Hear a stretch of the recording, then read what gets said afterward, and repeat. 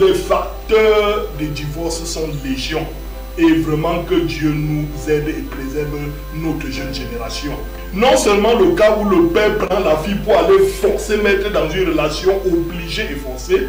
Il y a aussi l'autre situation où le père utilise la fille comme la pièce monnaie de leur relation. C'est-à-dire pour nouer une certaine relation avec une certaine famille ou un certain ami, on met la fille là comme gage de la relation. Oui. C'est-à-dire parce que mon ami tel est de telle classe de la société, oui. Si je lui donne ma fille, ça fait en sorte que nous devenons une famille. Oui. Voilà ce qui pousse des enfants dans le mariage.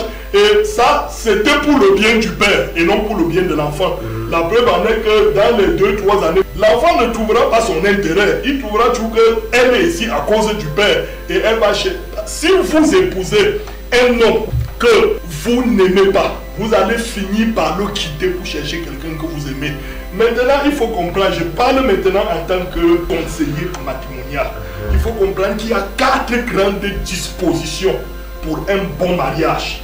Il y a la disposition physiologique, on parle là de la santé. C'est pourquoi nous, aujourd'hui même, pour que le mariage soit effectif, parfois on va jusqu'à demander à ces 2 jeunes enfants qui se préparent à se marier d'aller faire des visites, de nous apporter leur carnet pour qu'on voit s'il n'y a pas des maladies qui peuvent plus tard causer des ennuis au sein de ces ménages, s'il y a compatibilité ou incompatibilité de sang et tout cela. C'est très important s'ils sont en bon état pour pouvoir se mettre ensemble. Il y a la disposition psychologique qui est la nécessité. La nécessité de se marier. Pourquoi on se marie? Il faut que ce soit par nécessité et non par convoitise. Il y a la disposition matérielle qui est le nécessaire vital. On ne demande pas à quelqu'un d'être un photo Victor avant d'être capable de se marier. Mais est-ce qu'il est capable de se prendre en charge, de prendre cette dernière en charge? Et enfin, il y a la disposition spirituelle qui est la recherche de la volonté de Dieu. On ne se marie pas parce qu'on a vu un songe, on a vu tel dans le songe, alors c'est mon mari. Ou on a prophétisé non, ou le marabout a dit que non. On se marie parce qu'on est révélé à l'intérieur de soi que non, Dieu veut que ma vie se fasse avec cet homme ou avec cette femme.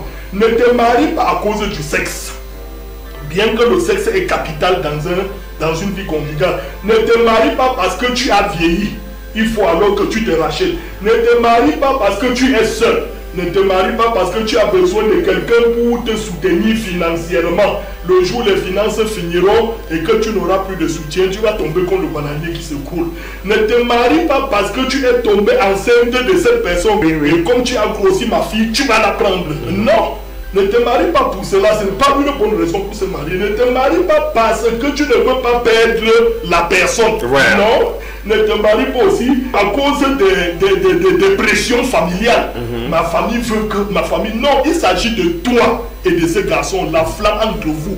Ce n'est pas question de la famille. C'est vrai que le mariage, c'est une entente entre 2 familles, mais une relation entre 2 individus. Donc ne te marie pas aussi parce que tu as pitié de quelqu'un. Si j'avais même pris la femme, si c'est parce que j'avais pitié d'elle. Si j'ai accepté le monsieur, si c'est parce qu'aucune femme ne pouvait l'accepter. Non, ce n'est pas une bonne raison pour se marier. Ne te marie pas parce que tu aimes beaucoup d'enfants et tout.